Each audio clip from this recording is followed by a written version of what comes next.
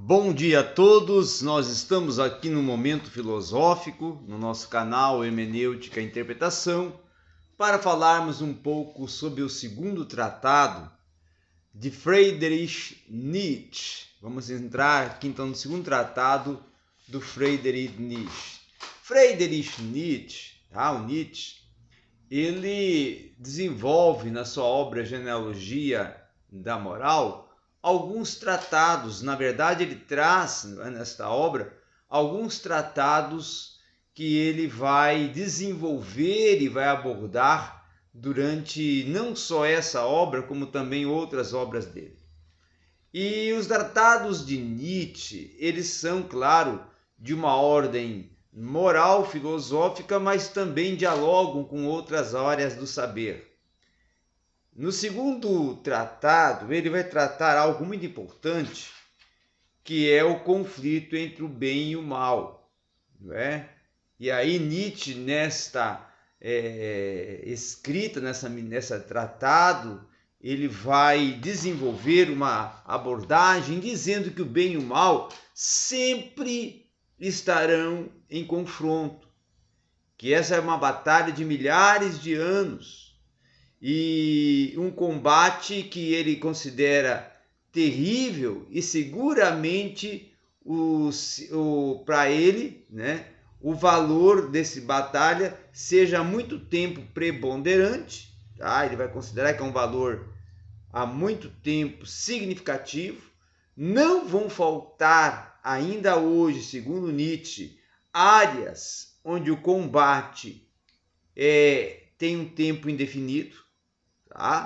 Ele também vai colocar que se pode até mesmo dizer que parou, até num certo sentido, de se elevar esse combate, e em decorrência dessa circunstância de uma certa aparência, uma falsa aparência de ter parado, é que se torna-se muito mais profundo esse confronto, essa batalha, e pode até se considerar mais espiritual, no modo de que hoje não há talvez um sinal, mais característico de uma natureza superior, da natureza verdadeiramente espiritual, que está em dissensão, no sentido que se acaba de evocar e continuar sendo um verdadeiro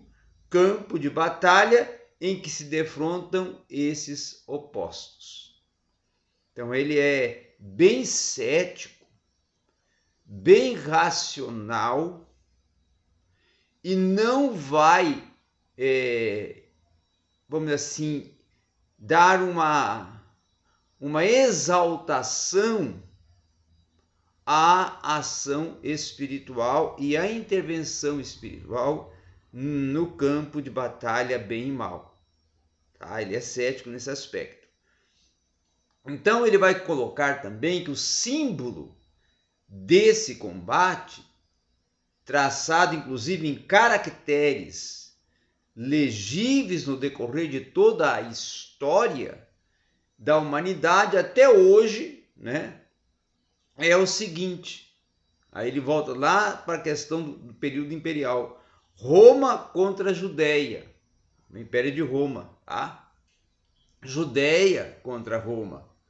Até o dia de hoje, não houve acontecimento mais significativo, segundo ele, do que esse confronto, do que essa luta, do que essa guerra. Essa guerra, então, para Nietzsche, ela se torna um conflito mortal.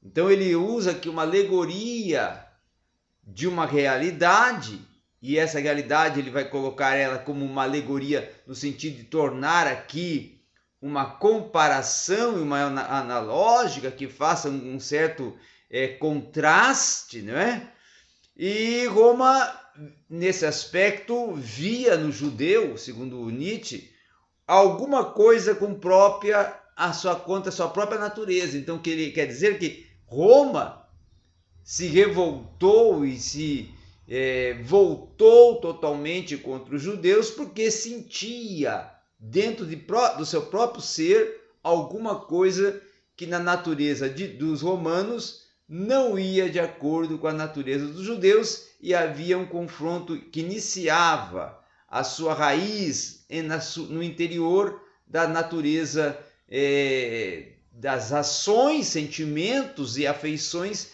de cada um dos povos, tá? E aí ele vai dizer também que os romanos eram de fato fortes, eram nobres, mais do que todos os povos da terra naquele período do Império Romano, tá? Cada vestígio de sua dominação, a menor inscrição, nos maravilha e nos deixa perplexos. Os judeus, pelo contrário, eram por excelência um povo sacerdotal, de ressentimentos, dotado de uma genialidade ímpar em matéria de moral popular.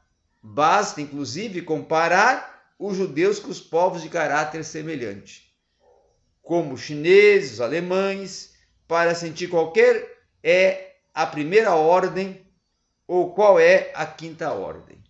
Então, nesse aspecto, nós vamos ver que Nietzsche defende que é uma batalha moral, é uma batalha social, mas que é movida também por interesses pessoais, sentimentais, que causam confronto racial e que para Nietzsche foi o confronto que embalou ou quem sabe motivou e foi propulsor para outros confrontos dentro da era histórica do combate bem e mal, a qual ele vai utilizar esse confronto como um estigma para tecer a sua construção textual nesse seu segundo tratado, que trata também, em uma parte desse segundo tratado, da moral, sobre o bem e o mal, ou o confronto bem e mal. Obrigado a todos.